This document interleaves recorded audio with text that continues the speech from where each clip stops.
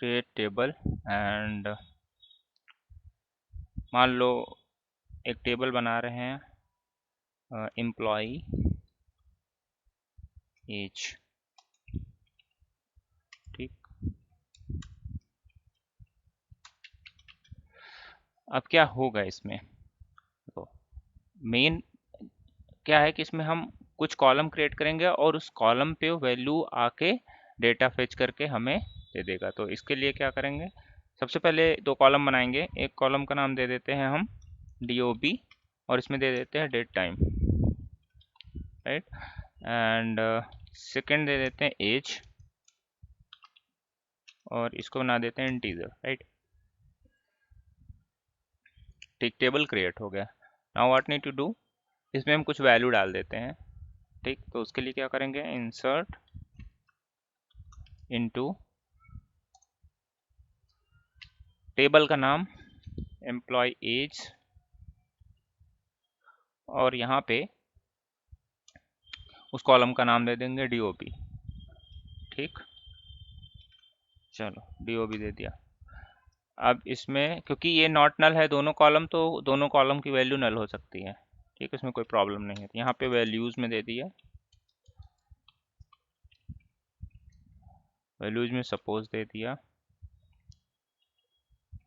1995,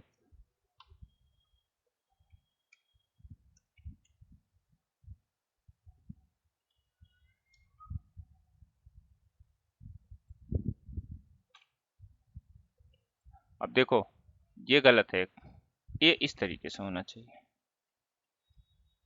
आप एक बार वैल्यूज लिखने के बाद आप कॉमा करके मल्टीपल वैल्यूज इंसर्ट कर सकते हैं यहाँ पर, ठीक। तो चलो यहाँ पे कुछ ऐसे ही तूफानी करते हैं।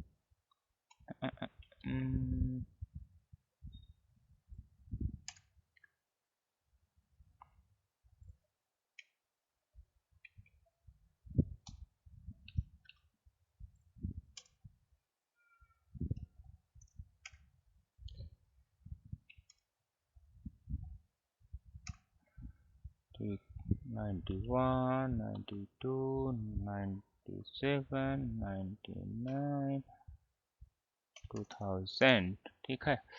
अब इसमें हम डेटा इंसर्ट कर देते हैं, राइट। सो ये कह रहा है कि can not convert data type because ये डेट टाइम है, इस वजह से कन्वर्ट नहीं कर पा रहा है। अब इसको सही करना पड़ेगा, 6, 8, 10 मंथ, ठीक है। डेट में 25, ठीक है। इसको ऐसे कर देते हैं, कास्ट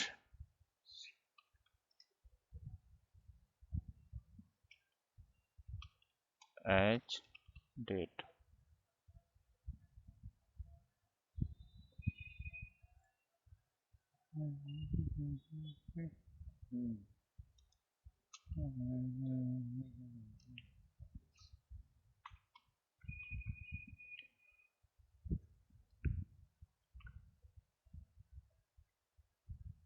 कास्ट एज डेट,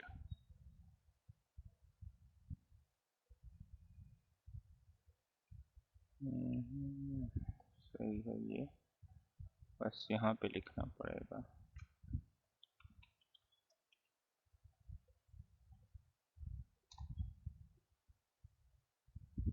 अब क्या बता रहा, कोई बात नहीं, डेट टाइम 2 ले लेते हैं यहाँ पे। इसका पंगा है क्योंकि इसकी लेंथ बड़ी हो रही है इस वजह से। Employ is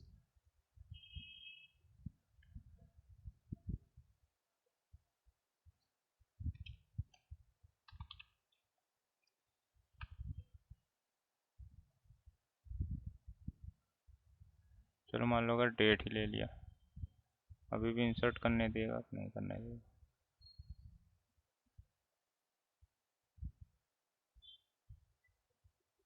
cannot convert char into date time,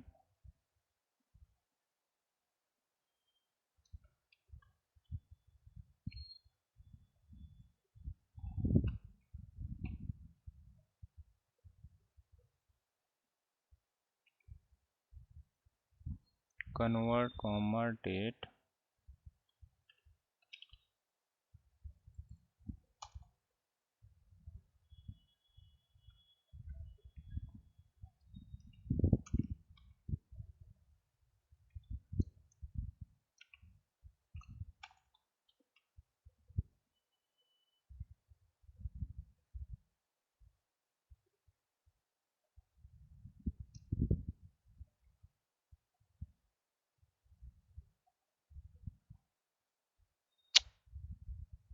क्या पंगा है।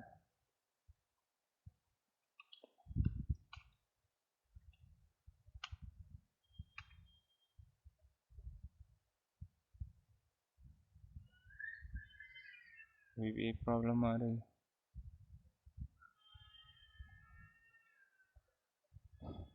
है। ये एक्चुअली इस तरीके से इंसर्ट होगा 1 सेकेंड 95 इंटू 02 इंटू 25 ये इस तरीके से होगा, तो ये डायरेक्ट भी हो जाएगा, यहाँ पे ज़रूरत है।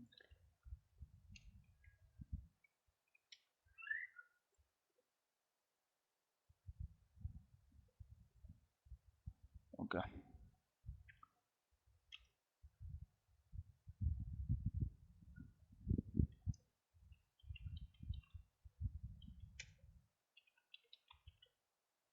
ठीक है, तो 1 2 3 4 6 7 8 9 0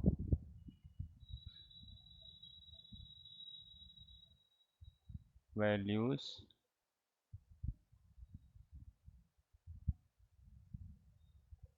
सही तो है। ठीक, अब क्या है, यहाँ पे हम सिलेक्ट करके देखते हैं डेटा क्या आया।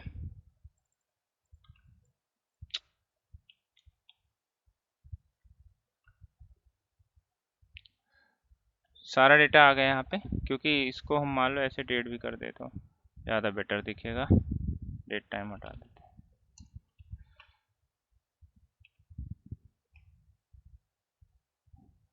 ठीक, अब ये डेट इस तरीके से आ रहा है। ठीक है, मैं रिवर्स में इंसर्ट कर रहा था, इस वजह से वो फॉर्मेट को अंडरस्टैंड नहीं कर पा रहा था।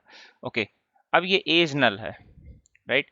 तो मान लो अगर हम चाहते हैं, या तो हम क्या कर सकते हैं कि अपने एप्लीकेशन में एक फंक्शन लगा सकते हैं, जो फंक्शन क्या करेगा कि इसी डेटाबेस में हम फंक्शन क्रिएट कर लेते हैं, और फंक्शन में वो क्या करेंगे, जब भी फंक्शन सेलेक्ट करेंगे हम, तो वो निकाल कर दे देगा एज हमें, राइट। ये कर सकते हैं, चलो देख के करते हैं क्या ये फंक्शन स्केलर फंक्शन होता है। स्केलर फंक्शन कोई नहीं है, राइट।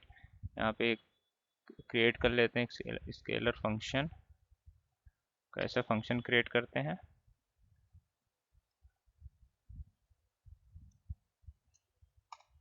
फंक्शन क्रिएट करने के लिए राइट क्लिक करो, जिस टाइप के फंक्शन क्रिएट करना चाहते हो। ठीक, एक फंक्शन और मैं बताऊंगा, एक सेकंड।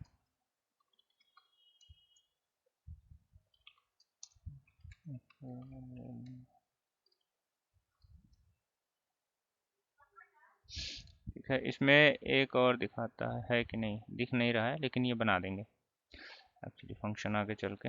अभी पहले इसको समझाते हैं, ठीक है। अब यहाँ पे क्या करते हैं, यहाँ पे हम फंक्शन का नाम दे देते हैं। फंक्शन का नाम मान लो कैलकुलेट एज है, राइट। Calculate age. अब इसके अंदर पैरामीटर क्या पास करेंगे हम, किस टाइप का पैरामीटर पास करेंगे वो भी डिपेंड करता है। तो यहाँ पे हम ले लेते हैं पैरामीटर DOB, किस टाइप का है, डेट टाइप का, राइट।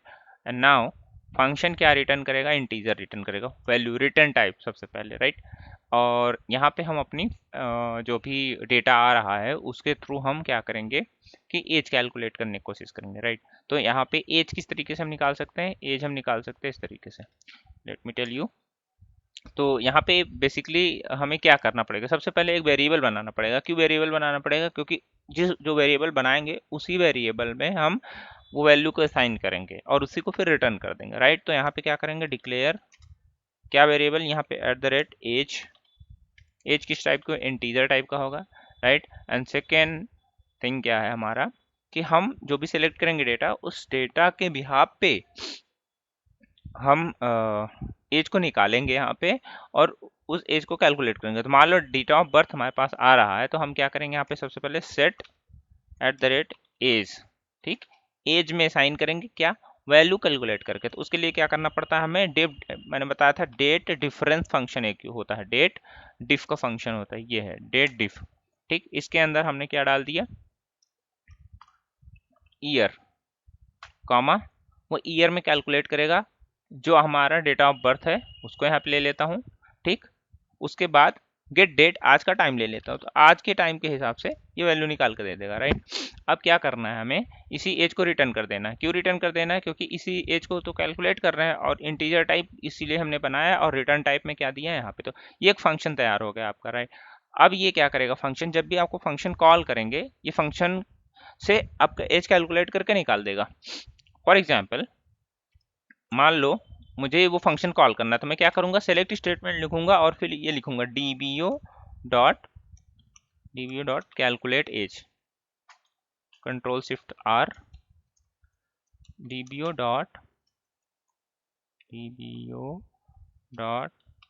कैलकुलेट एज फंक्शन आ गया, राइट। अब इसके अंदर हमें क्या कॉल करना, क्या फंक्शन क्या वैल्यू डालनी है, हमें डेट डालनी है, ठीक है। अब यहाँ पे डेट डाल देता हूँ, मान लो मैंने डाल दिया 1994 0812 एंड और सेलेक्ट। सो ये एज कैलकुलेट होके आ गई 29। सो इस तरीके से क्या होता है कि हम एज कैलकुलेट कर सकते हैं। क्या किया मैंने, यहाँ पे एक फंक्शन बनाया, फंक्शन में मैंने डेट डाला, डेट ऑफ बर्थ, और उधर से इसमें हम, ये बेसिकली क्या होता है, parameter, it called parameter, right. So ये पैरामीटर हम इस फंक्शन में पास करते हैं, जैसे नॉर्मल फंक्शन बनाते हैं किसी प्रोग्रामिंग में। तो यहाँ पे हमने पास किया, उसके बाद रिटर्न टाइप दे दिया, जो फंक्शन का रिटर्न टाइप होता है। जैसे हम कोई फंक्शन लिखते हैं पब्लिक की स्टैटिक वाइड मेन, या मान लो वाइड की जगह में इंटीजर स्ट्रिंग दे देते हैं, तो वो रिटर्न टाइप यहाँ पे इस तरीके से देते हैं, राइट।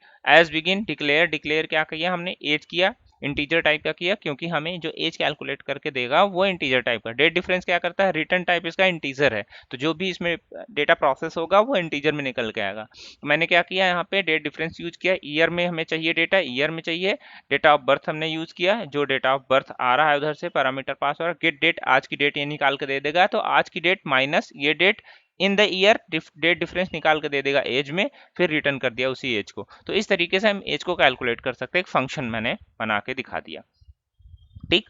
तो ये सबसे बड़ा बेनिफिट होता है किसी फंक्शन को यूज करके हम स्पेसिफिक वैल्यू निकाले। लेकिन मान लो आपके पास मिलियंस ऑफ रिकॉर्ड्स हैं और आपको क्या करना है कि एक ऐसा कॉलम बनाओ कि जिसमें एज कैलकुलेट होके जाए, राइट। आपके पास अभी तक वो फंक्शन नहीं, ये स्पेसिफिक डिमांड आ गई कि ये फंक्शन हमें कॉल नहीं करना, हर बार हम ये फंक्शन कॉल नहीं करना चाहते, एक कॉलम बढ़ा दो उसमें और उसमें एज डाल दो। तो आप क्या करोगे, उसके लिए आप क्या करोगे, यहाँ पे सिंपल से आपका माइंड ये काम करेगा, ऐसा करते हैं कि ये ले आओ, इसको अपडेट कर देते हैं, और ये फंक्शन यहाँ पे सेट एज इक्वल टू, वो फंक्शन कॉल कर लेते हैं। कौन सा फंक्शन कॉल कर लेते हैं, ये फंक्शन जो हमने बनाया, या डेट डिफरेंस का ये डेटा, इस तरीके से कॉल कर लेते हैं। तो क्या करेंगे हम, यहाँ पे इसको ऐसे डाल दिया, डेट ऑफ बर्थ का मतलब इस कॉलम, इसमें जो डेट ऑफ बर्थ का कॉलम है डीओ भी दे दिया यहाँ पे, राइट। आप गेट डेट कर दिया, ये डिफरेंस निकालेगा, और जैसे यहाँ पे करेंगे हम अपडेट, 10 रिकॉर्ड्स अपडेट हो गए, राइट। अब सेलेक्ट करके हम देख लेते हैं यहाँ पे क्या आ गया, एज कैलकुलेट होके आ गए जिस हिसाब से ईयर और डेट है, राइट। बट नेक्स्ट क्या, अगर फिर से इसमें डेटा इंसर्ट होगा तो क्या आप फिर से अपडेट करने जाओगे इस पे, that's why introduce computed column. Computed column का यहीं पे है कि हम फॉर्मूला उस कॉलम पे लगाएंगे, जैसे डेट ऑफ बर्थ पे डेटा इंसर्ट होगा ये क्या करेगा कि आपका उस कॉलम के बिहाफ पे डेटा निकाल के और इसमें अपडेट करता चला जाएगा। लेट्स चेक, अभी इसको मैं एज को नल कर दे रहा हूं, तो ये क्वेरी पहले मैं डेट इसमें सेव कर वो कर दे रहा हूं व्हाट्सएप पे,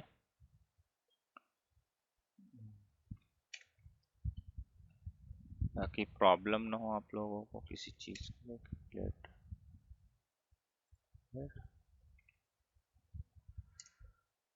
okay, now now what next, यहाँ पे कर देते हैं नल,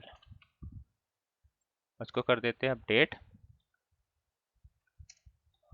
और यहाँ पे अब सेलेक्ट कर लेते हैं। तो अब हमारे पास एज नल हो गया।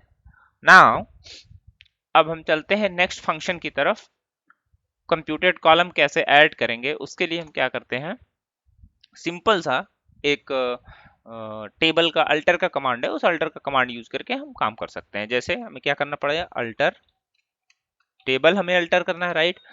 और कौन सा टेबल अल्टर करना है हमें, ये टेबल एम्प्लॉय एज का टेबल। तो इसको कॉपी करो और यहाँ पे क्लिक करते ही कैसे रीनेम का आ जाता है, F2 आप प्रेस करेंगे, F2, तो यहाँ पे ये रीनेम का आ जाएगा। किसी भी चीज पे डेटाबेस पे भी क्लिक करेंगे, F2 से रीनेम करता है, राइट, शॉर्टकट। अब यहाँ पे एक कंप्यूटेड कॉलम ऐड करेंगे, तो उसके लिए क्या करना पड़ेगा हमें, ऐड, राइट। और उस कॉलम, जो कंप्यूटेड कॉलम, उसका नाम दे देते हैं, मान लो कैल अंडरस्कोर एज। एज क्या, हम यहाँ पे एक फंक्शन कॉल करते थे, डेट डिफरेंस, इसके अंदर सेम फंक्शनैलिटी लिखेंगे, year and DOV and get date, right? And now let's alter this command successfully। अब यहाँ पे हम इसको रिफ्रेश करते हैं और डिजाइन मोड पे जाते हैं। अभी हम सिर्फ ये चेक करेंगे कि क्या ये फंक्शन बना है कि नहीं बना है, बाकी तो बाद में देखेंगे कि क्या डेटा किस तरीके से जाता है, राइट। तो यहाँ पे देख लेते हैं, कहीं कंप्यूटेड कॉलम लिखा है नहीं, full space specifications, computed column specifications, right, ये देख रहे हैं। अब इसमें टाइप डेट डिस्क्रिप्शन, एक सेकेंड।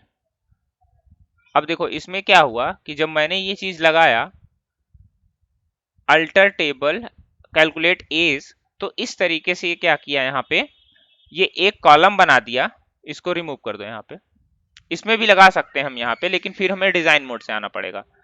अदरवाइज हमने क्या किया, यहाँ पे कैलकुलेट एज का एक कॉलम बढ़ गया और उस पर कंप्यूटर फंक्शन भी लग गया, ठीक है। तो आप देख सकते हैं यहाँ पे ये एज, कैलकुलेट एज का एक जो कॉलम बना और इस पे फॉर्मूला अप्लाई हो गया, सारा अपडेट कर दिया एक ही बार में, राइट। नाउ व्हाट नेक्स्ट, कि आप क्या करना है,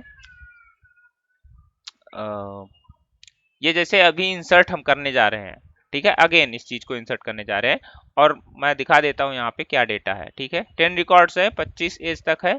अब अगेन मैं इंसर्ट करूंगा, आप देखो 9 रिकॉर्ड इंसर्ट हुए एंड 9 रिकॉर्ड के अगेंस्ट में सारी एज फिर से वही जिस तरीके से इसको कैलकुलेट करना था उस तरीके से कैलकुलेट करके एज डाल दिया।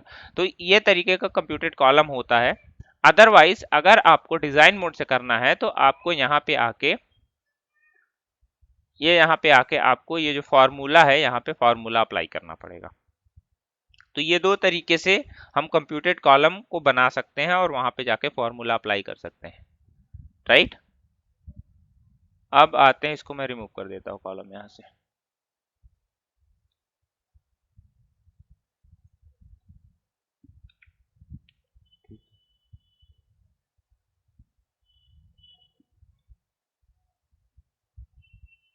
अब इसको मैं क्या करता हूँ, इसको सेंड कर देता हूँ यहाँ पे। तो इस तरीके से कंप्यूटेड कॉलम वर्क करता है। अब बात आती है ट्रिगर की। ट्रिगर किस तरीके से काम करता है और किस तरीके से नहीं करता है काम, तो वो देखेंगे। फिलहाल के लिए मैं इन टेबल्स को रिमूव कर रहा हूँ। उसके लिए मैं क्या करूँगा, सारे टेबल एक एक करके ड्रॉप डेटाबेस, क्रिएट डेटाबेस,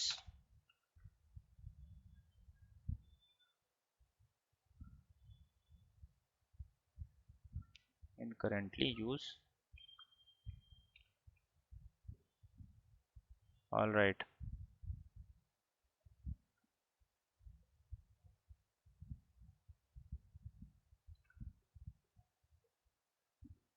किसी भी डेटाबेस को ड्रॉप करने के लिए दूसरा डेटाबेस सेलेक्ट करना पड़ता है। एनीवेज ये क्यों हो नहीं रहा है,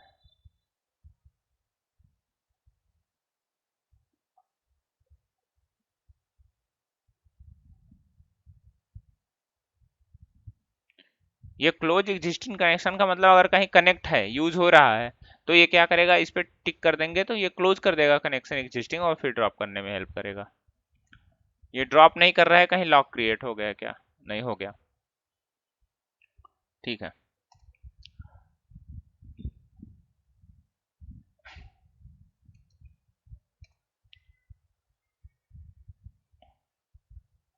अब इसमें आते हैं नेक्स्ट। अब यहाँ पे ट्रिगर पे किस टाइप के ट्रिगर होते हैं? दो टाइप के मैजिक टेबल्स होती है, इंसर्टेड और डिलीटेड। वो किस तरीके से काम करता है देख लेते हैं यहाँ पे। चलो मान लो यहाँ पे दो टेबल बना लेते हैं। पहले क्रिएट टेबल, टेबल का नाम एम्प्लॉयज, एंड इसमें मान लो मैंने क्या किया, इसमें मैंने इसका जो है नेम इंसर्ट कर दिया। ठीक, वेयर केयर 20 ले लेता हूँ नेम,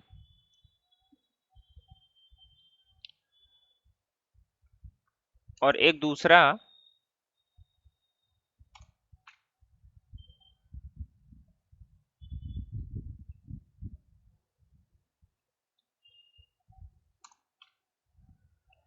इसमें भी नेम ले लेता हूँ एम्प्लॉय 2। ठीक, करना क्या है, सपोज मान लो केस क्या बनता है, क्यों ये चीज करना चाहिए वो देख लेते हैं थोड़ा ग्राफिक के थ्रू, उसके बाद इसमें आते हैं।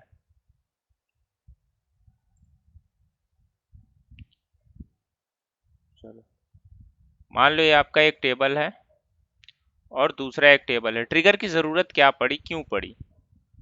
ठीक, और मैजिक टेबल दो ही टाइप के क्यों होते हैं वो भी मैं बता देता हूँ यहाँ पे, उसके बाद समझते हैं। टेबल 1,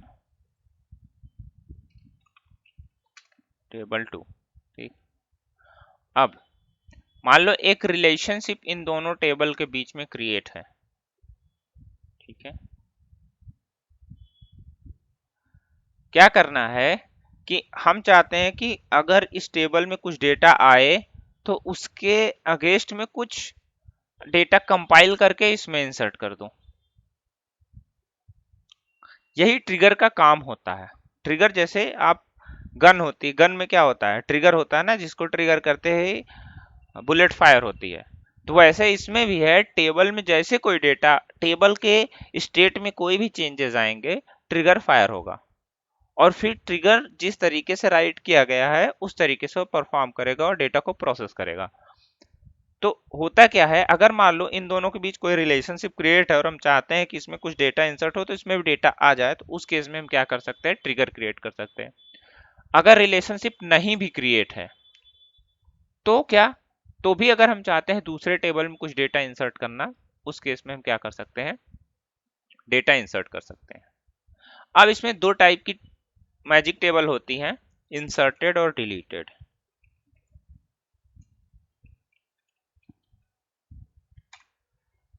ठीक है, इंसर्टेड का मतलब ये होता है कि आप जैसे ही किसी टेबल में डेटा इंसर्ट करेंगे वो किस में पहुंच जाएगा, इंसर्टेड वाली टेबल में, इसमें आएगा। जैसे इसमें डेटा इंसर्ट हुआ इसमें डेटा आएगा, जैसे ही कोई डेटा इसमें डिलीट हुआ इसमें डेटा आ जाएगा। ठीक है, जो डिलीटेड हुआ रहता है डेटा वो इसमें आता।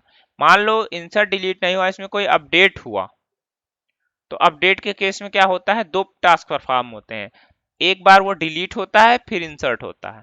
अब आप सोचोगे अपडेट में डिलीट और इंसर्ट कैसे होता है, देखो क्या होता है, जो एप्लीकेशन बनता है उसमें अपडेट नाम की कोई चीज नहीं होती है। अपने माइंड से आप लोग निकाल दीजिए कि डेटा अपडेट होता है।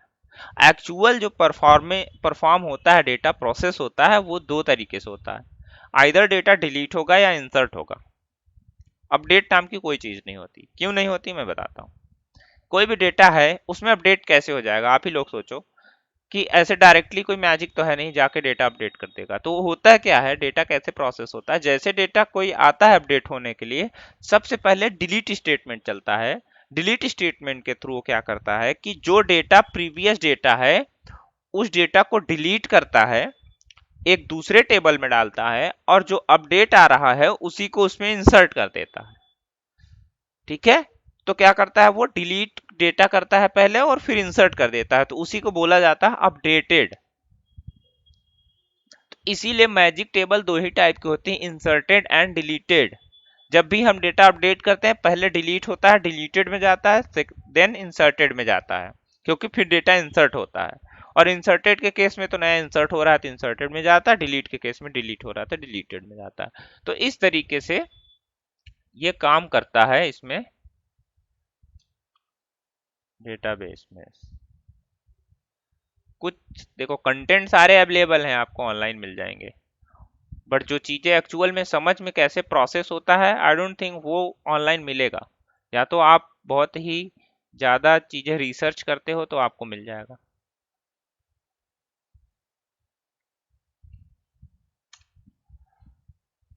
ओके एनीवेज, अब हमने दो टेबल हम बनाना है, यहाँ पे दो टेबल हमने बना दिया, डेटा क्या हो गया, टेबल क्रिएट हो गया। अब इस पे हमें करना है इंसर्ट।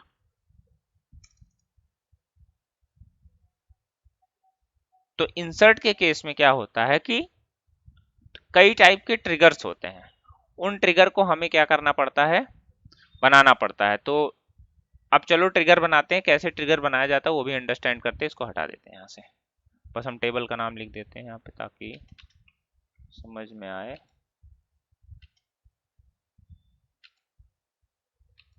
क्या फ्रॉम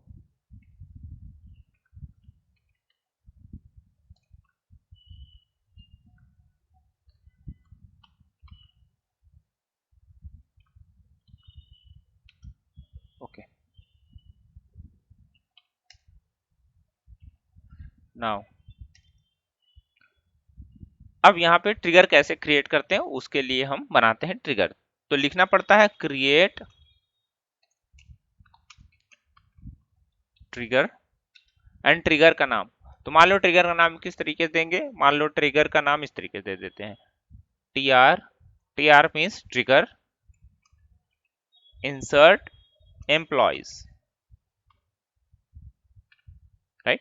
इस तरीके से हम एक ट्रिगर बनाते हैं। ऑन किस टेबल पे ट्रिगर बनाना है, तो यहाँ पे क्या लिखना पड़ेगा, एम्प्लॉयज।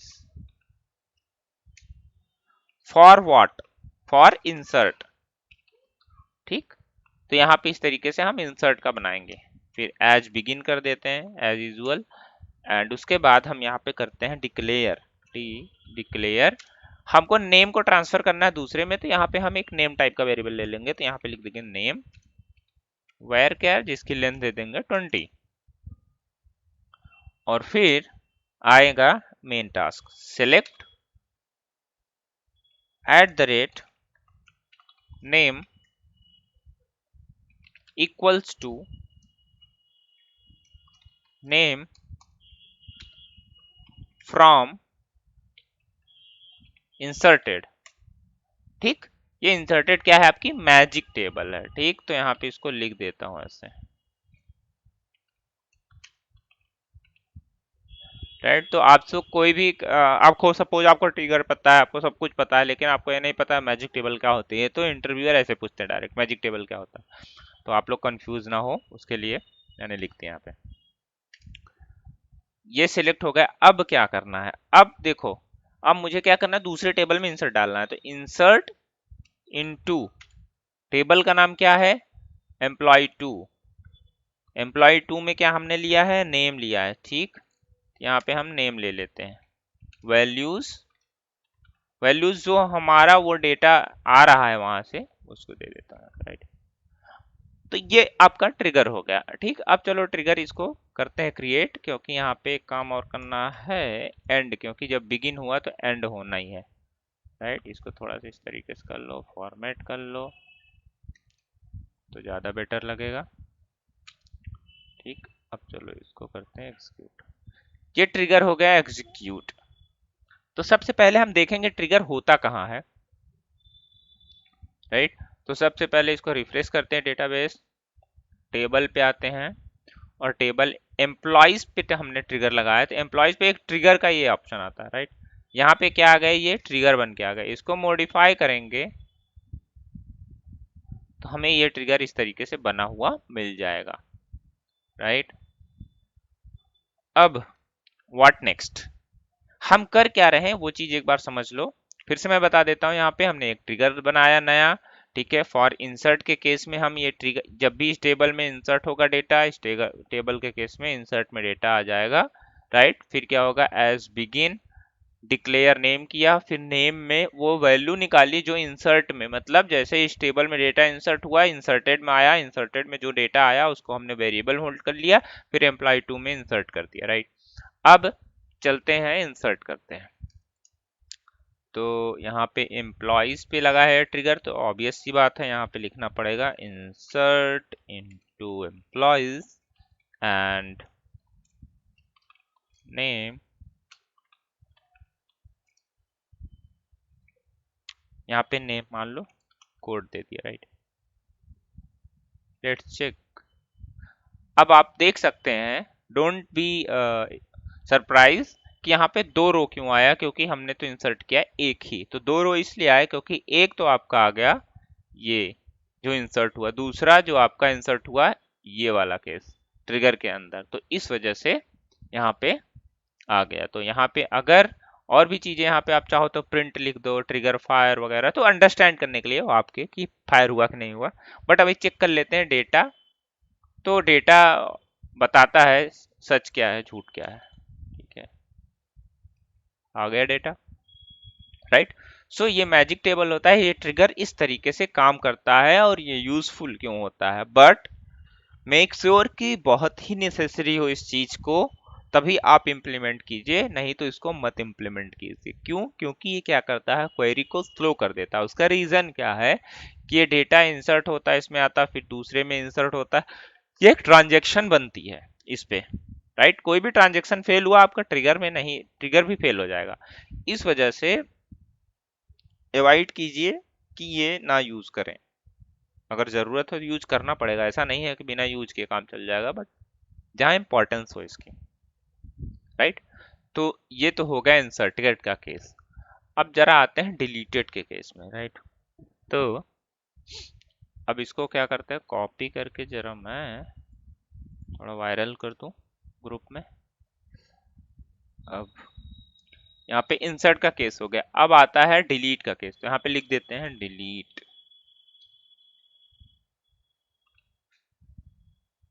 और यहाँ पे इंसर्ट की जगह लिख देते हैं डिलीट, राइट। बस बाकी और कुछ नहीं करना है, शायद नहीं करना है। यहाँ पे डिलीटेड आता है, ठीक। ये डिलीटेड मैजिक टेबल यूज होगी डिलीट के केस में। तो ये जब भी इस टेबल में डेटा डिलीट होगा, ये मत सोचना कि इंसर्ट होगा तो आएगा या अपडेट होगा, ये जब डिलीट होगा डेटा तब इसके अंदर आएगा, फिर आपका डेटा आगे प्रोसेस होगा। तो हमने क्या डिलीट किया वो चीज हम निकाल रहे हैं यहाँ से और इसमें इंसर्ट कर दे रहे हैं, तो इससे पता चल जाएगा कि डेटा क्या डिलीट हुआ और क्या इंसर्ट हुआ। एग्जीक्यूट किए, एग्जीक्यूट हो गए। नाउ यहाँ से यहाँ पे लिख देते हैं डिलीट टेबल नेम,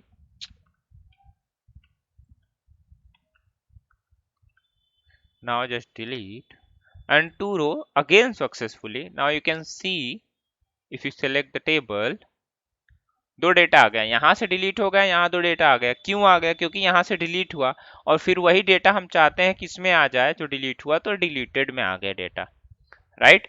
सो ये तरीका है। अब मान लो हम क्या करना चाह रहे हैं, हम इंसर्ट करना चाह रहे हैं, इसको थोड़ा इस तरीके से देखते हैं।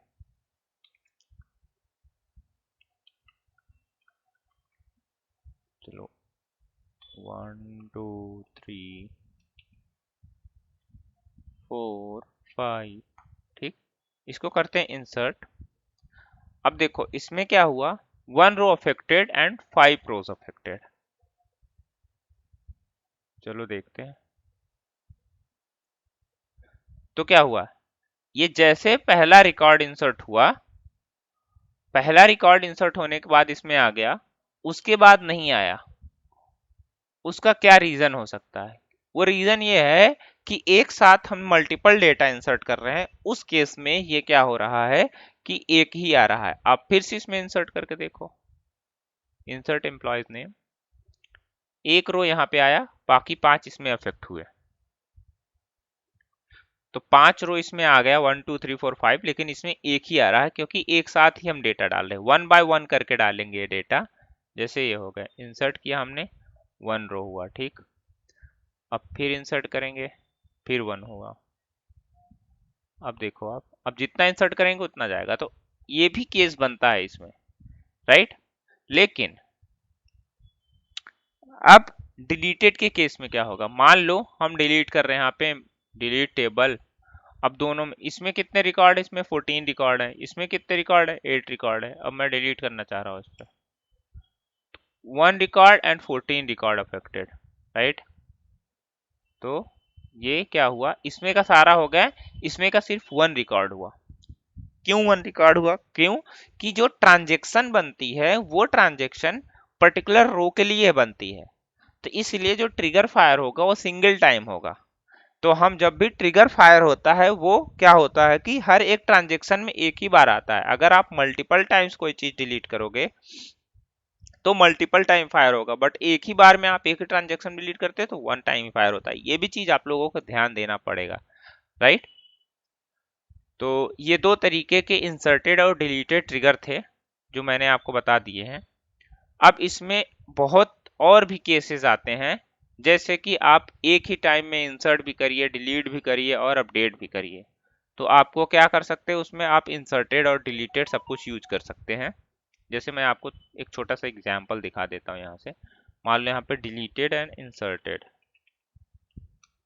Insert and delete, create table, insert, delete and insert once, okay. Now अब यहाँ मैं क्या कर रहा हूँ कि जैसे इंसर्ट होगा इसमें, डिलीट होगा, डिलीट वाला ये क्या करेगा, इसमें डेटा इंसर्ट कर देगा। बट अब इसमें इसमें प्रॉब्लम क्या है पता है, अगर डिलीट इंसर्ट आप सेमी सिचुएशन पे लगाते हैं तो आप सोचो क्या होगा कि पहले क्या करेगा, पहले डेटा इंसर्ट करेगा, जैसे इंसर्ट होगा इंसर्ट वाला ट्रिगर फायर हो जाएगा, फिर वो डेटा इंसर्ट करेगा। तो एक तरीके से लूप भी लग जाएगा इसमें कि एक तरफ इंसर्ट हो रहा है, फिर एक तरफ डिलीट हो रहा है, फिर इंसर्ट हो रहा है, फिर डिलीट हो रहा है, राइट। तो इस तरीके के सिचुएशन को अवॉइड करने के लिए भी हमें चीजें वो करना चाहिए, ठीक है। तो बस यहाँ पे मैं इंसर्ट नहीं करूंगा, मैं यहाँ पे प्रिंट कर दूंगा बेसिकली, कि देख लो ये डेटा यहाँ पे सिलेक्ट कर देता हूं मैं, चलो select asterisk from inserted and deleted,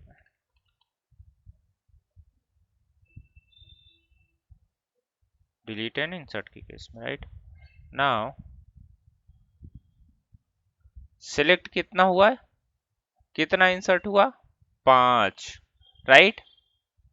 अब हम डिलीट करते हैं यहाँ पे, तो डिलीट के केस में कितने आए यहाँ पे, 5।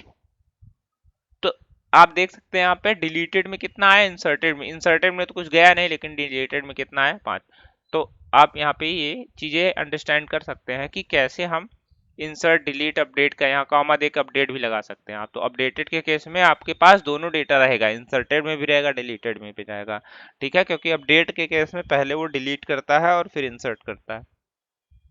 तो इस तरीके से आप लोग ट्रिगर क्रिएट कर सकते हैं।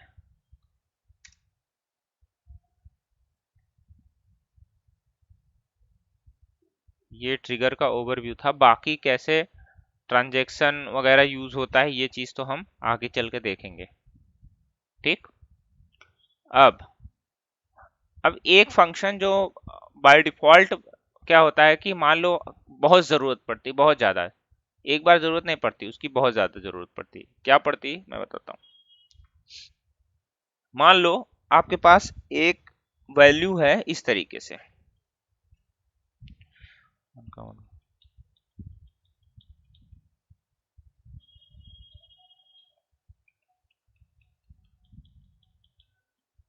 इस तरीके से डेटा है आपके पास।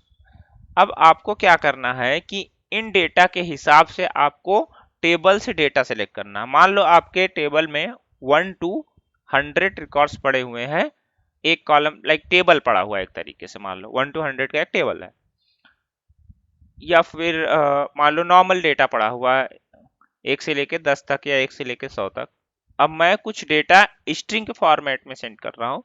मैं चाहता हूँ कि जितना भी डेटा है उस डेटा वो डेटा के हिसाब से टेबल से डेटा सेलेक्ट हो जाए, राइट। तो उस केस में करना क्या है, उस केस में हमें कुछ एक ऐसा फंक्शन बनाना चाहिए जो फंक्शन काम करे। कैसे दिखाता हूँ, चलो। तो एक फंक्शन बनाते हैं, क्रिएट फंक्शन। फंक्शन क्रिएट करने के लिए लिखना पड़ता है क्रिएट फंक्शन, और ये किस टाइप का फंक्शन होगा वो भी मैं बताऊंगा। तो यहाँ पे लिखते हैं split string.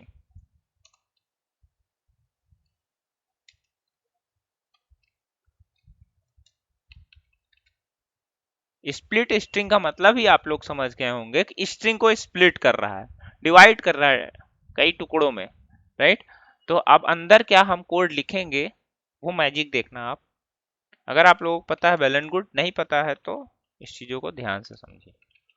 Where char max ले लिए, क्योंकि जो इनपुट स्ट्रिंग हो गए, आईएन स्ट्रिंग का मतलब होता है इनपुट स्ट्रिंग। जो इनपुट स्ट्रिंग होती है हमें पता नहीं है कि स्ट्रिंग कितनी लेंथ है उसकी, राइट। क्योंकि वेर कर में अगर हम स्पेसिफाई कर देंगे कि इसकी इतनी लेंथ होगी तो क्या करेगा, एक्सीड करेगा लेंथ, तो उतना पूरा डेटा नहीं आएगा उसमें। तो उस केस में हम मैक्स दे देते हैं तो मैक्सिमम डेटा इसमें उठा लेगा। सेकेंड,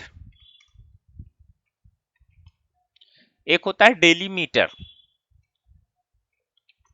डेलीमीटर का मतलब होता है कि किस चीज से हम डिवाइड करना चाहते हैं। स्ट्रिंग को स्प्लिट करना है तो किस डेटा के थ्रू हम स्प्लिट करेंगे, तो वो भी हमें एक पैरामीटर यहाँ बनाना पड़ेगा। तो इसके लिए हम लिख देते हैं यहाँ पे varchar 1, क्योंकि सिंगल कैरेक्टर के थ्रू हम डिवाइड करना की सोच रहे हैं।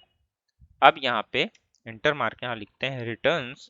रिटर्न क्या करना है हमें, हमें रिटर्न करना है डेटा कुछ लिस्ट फॉर्मेट में। तो यहाँ पे लिख देंगे लिस्ट टेबल, टेबल टाइप का डेटा हमें रिटर्न करना है। यहाँ पे लिख देंगे टपल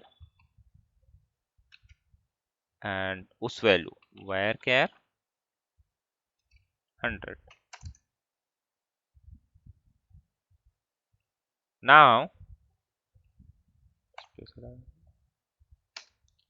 अब यहाँ पे लिखते हैं एज बिगिन एंड एंड। अब इसके अंदर हम डेटा लिखेंगे while लेंथ, जो इनपुट स्ट्रिंग की लेंथ है अगर ग्रेटर देन 0 हो तो यहाँ पे बिगिन चले और एंड हो जाए। और इसके अंदर हम कुछ डेटा ऐसे कैलकुलेशन लिखेंगे जो डेटा बनाएगा। तो क्या लिखेंगे, इंसर्ट इनटू, इसको कमेंट कर देते हैं, इंसर्ट इनटू जो हमारी लिस्ट नाम की टेबल बनाया हमने यहाँ पे, ये रिटर्न नहीं होता है, रिटर्न्स होता है। और यहाँ पे हम उस वैल्यू को इंसर्ट करेंगे, किसको, इसको टपल नाम का जो एक वो बनाया है हमने वेरिएबल। तो इसको क्या करेंगे, इसमें वैल्यू इंसर्ट करेंगे। तो कॉपी यहाँ से tuple and now select left. अब देखो इसमें कई सारे फंक्शन यूज हो रहे हैं, आप लोगों को ध्यान देना चाहिए। इनपुट स्ट्रिंग,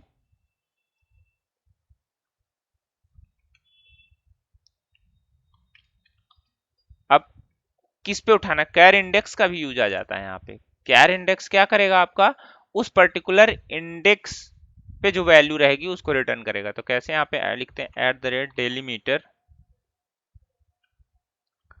कैर इंडेक्स के अंदर हम डालेंगे डेलीमीटर कॉमा इनपुट स्ट्रिंग देंगे।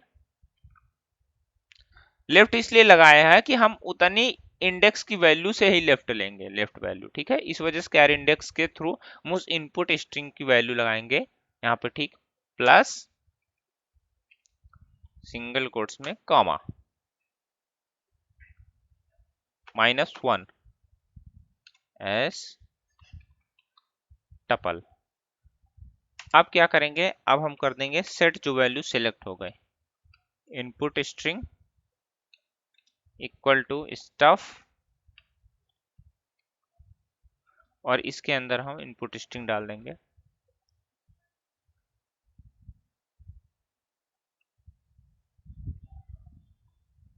Comma 1 comma char index and the same function delimiter comma input plus delimiter।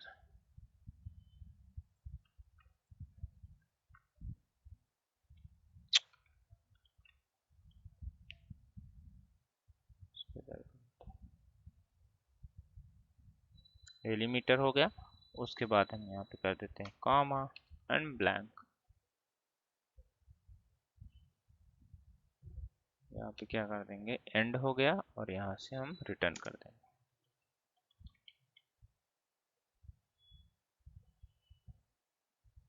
कहाँ पे गड़बड़ हो रहा है,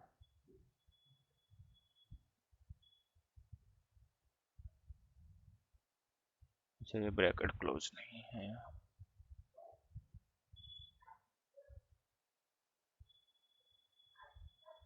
अंदर नहीं लगेगा, लेंथ फंक्शन लेंथ निकालता है, इसके बाहर लगना चाहिए। और कर दी इसको क्रिएट,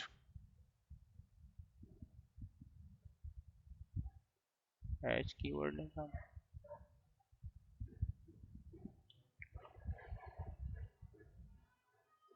ये हो गया स्प्लिट फंक्शन क्रिएट।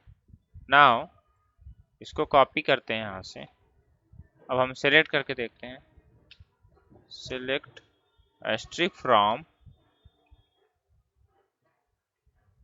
ये जो फंक्शन है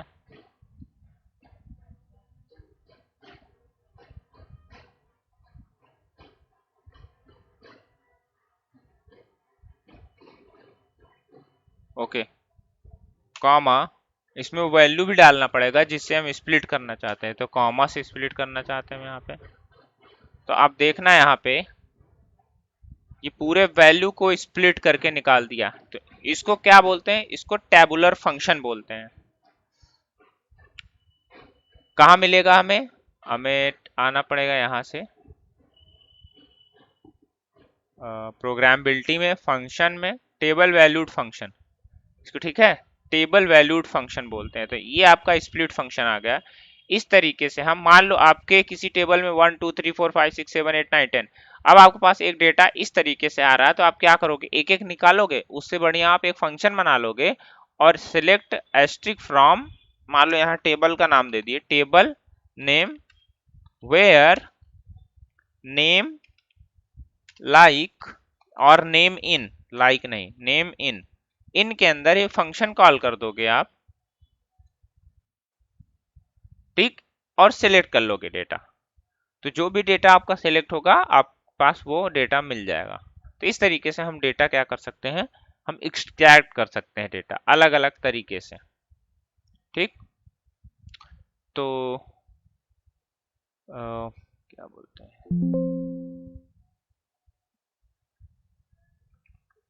एक बार कंट्रोल कर देते हैं,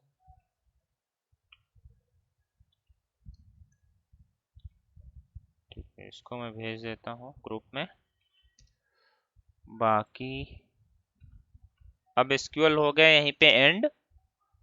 अब नेक्स्ट क्लास डॉटनेट की स्टार्ट होगी, एमवीसी की, उसके बाद जो एसक्यूएल का पार्ट बचेगा वो एमवीसी में कवर करेंगे, क्योंकि तब ज़्यादा और इंटरेस्टिंग होगा। फिर जब एमवीसी कंप्लीट हो जाएगा तब एंगुलर पढ़ाएंगे और वेब एपीआई बता देंगे ओवरऑल, ठीक है।